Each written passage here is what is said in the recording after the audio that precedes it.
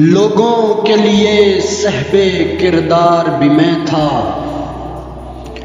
لوگوں کے لیے صاحب کردار بھی میں تھا، خود اپنی نگاہوں میں گناہگار بھی میں تھا۔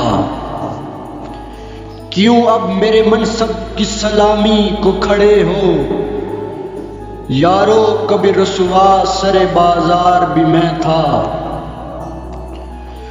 میں خود ہی چھپا تھا کف قاتل کی شکن میں، مقتول کی ٹوٹی ہوئی تلوار بھی میں تھا۔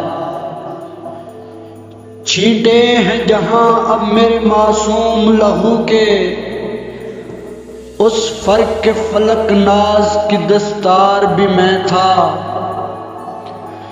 میری ہی صدا لوٹ کے آئی ہے مجھی تک، میری ہی صدا لوٹ کے آئی ہے مجھی تک، شاید حد افلاک کے اس پار بھی میں تھا۔ منزل پہ جو پہنچا ہوں تو معلوم ہوا ہے، خود اپنے لیے راہ کی دیوار بھی میں تھا۔